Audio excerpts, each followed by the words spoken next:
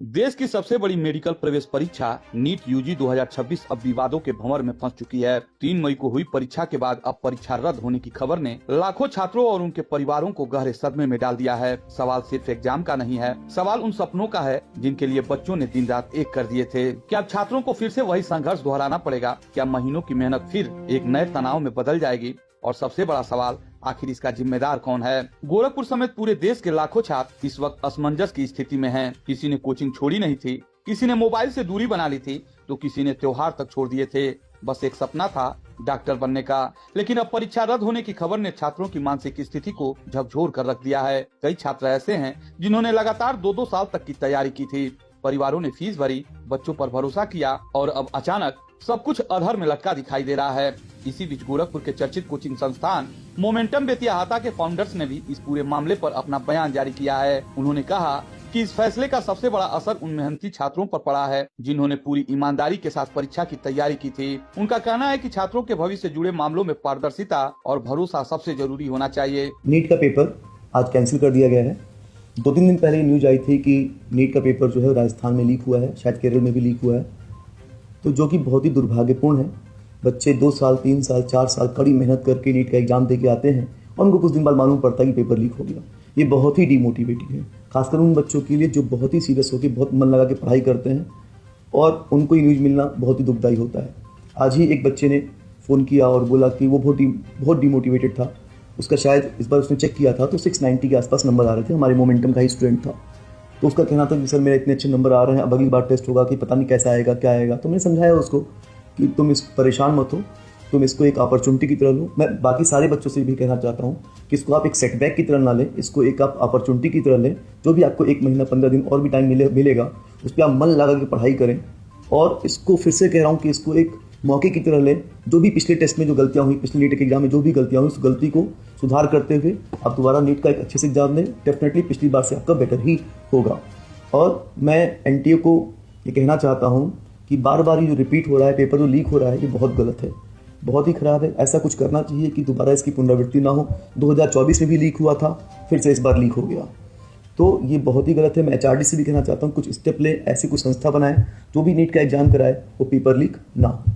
उन्होंने यह भी कहा कि वर्तमान स्थिति में छात्र मानसिक दबाव में हैं और उन्हें यह स्पष्ट जानकारी मिलने तक संयम बनाए रखने की जरूरत है। साथ ही अभिभावकों से भी अपील की गई है कि वे बच्चों पर अतिरिक्त दबाव न बनाएं। लेकिन अब हर छात्र के मन में एक ही सवाल घूम रहा है, अगर दोबारा परीक्षा होती है तो क्या फिर वही तैयारी, वही दबाव और वही अनिश्चितता दोहरानी पड़ेगी? अब क्या बोला जाए इस पे। 2024 में भी नीट का एग्जाम कैंसिल हुआ था, 2026 में फिर से नीट का एग्जाम कैंसिल हुआ है, तो मैं क्या बोलूँ इस पर। यही कहूँगा कि नीट के एग्जाम को लेकर एनटीए जो है वो कितना सीरियस है, ये इसी से समझ आता है कि बच्चों के भविष्य के साथ खिलवाड़ है। और क्या बोलूँगा मैं, बच्चे 3 साल, 4 साल, 2 साल, कोई 1 साल, कोई 5 साल तैयारी करता है और पूरा मन लगा के, अपनी ताकत लगा के, सब कुछ छोड़ के, पूरा आप कहिए कि अज्ञातवास में रह के वो एग्जाम देता है, ठीक है। और उसके बाद उसको उम्मीद करता है कि उसका अच्छा स्कोर आएगा, वो अच्छे कॉलेज में एडमिशन लेगा। इवन कई बच्चे तो एग्जाम के बाद रिलैक्स हो जाते हैं, मतलब घूमने चले जाते हैं या कहीं और चले गए, जो वो 2 साल 3 साल से नहीं कर रहे थे, अब उनको रीस्टार्ट करना है,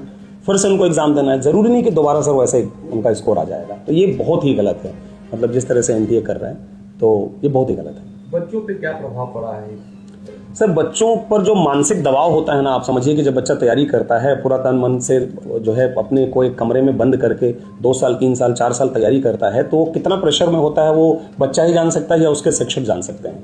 लेकिन आज की डेट में उस बच्चे को रीस्टार्ट करना है। अब वो फिर से आए, अगर मान लीजिए बच्चा रिलैक्स हो गया है, कहीं चला गया है, घूमने चला गया है, वो वापस आएगा, फिर से उसको रीस्टार्ट करना है, तो ये बहुत गलत है। इसमें एचआरडी को भी इंटरफेयर करना चाहिए, क्योंकि आपने नीट के एग्जाम को बिल्कुल मजाक बना रखा है।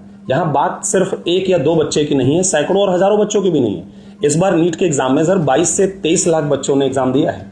आप समझिए कि वो 22 से 23 लाख बच्चों के भविष्य के साथ एनटीए खिलवाड़ कर रहा है। तो एक तो मैं इसमें ये बोलूंगा कि जो लोग भी इन्वॉल्व हैं, गवर्नमेंट को इसमें हस्तक्षेप करके कड़ी से कड़ी कार्यवाही करनी चाहिए ताकि इसकी पुनरावृत्ति न हो।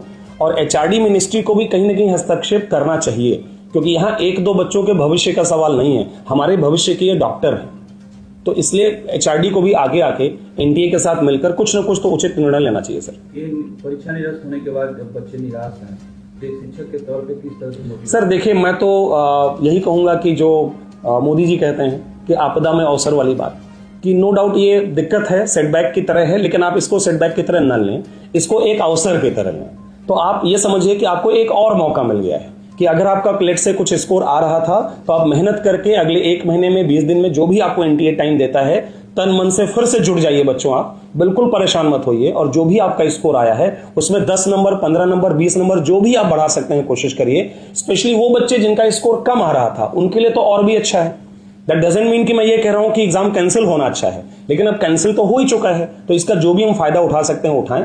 बिल्कुल परेशान मत होइए, आपने इतना मेहनत करी है, अच्छा ही करेंगे, घबराने की जरूरत नहीं है। सोशल मीडिया पर भी इस फैसले को लेकर जबरदस्त चर्चा हो रही है। कई छात्र अपनी नाराजगी जाहिर कर रहे हैं, तो कई लोग पूरे सिस्टम पर सवाल उठा रहे हैं, क्योंकि यह सिर्फ एक परीक्षा नहीं, लाखों युवाओं के करियर का आधार है। फिलहाल सभी की नजरें अब अगली अधिकारी घोषणा पर टिकी हुई हैं। छात्र इंतजार कर रहे हैं कि आगे क्या फैसला लिया जाएगा, क्या दोबारा परीक्षा होगी या फिर कोई नया रास्ता निकलेगा। लेकिन इस पूरे घटनाक्रम ने एक बात जरूर साफ कर दी है कि जब देश की सबसे बड़ी परीक्षा पर सवाल उठते हैं तो उसका असर सिर्फ रिजल्ट पर नहीं, पूरी पीढ़ी के भरोसे पर पड़ता है।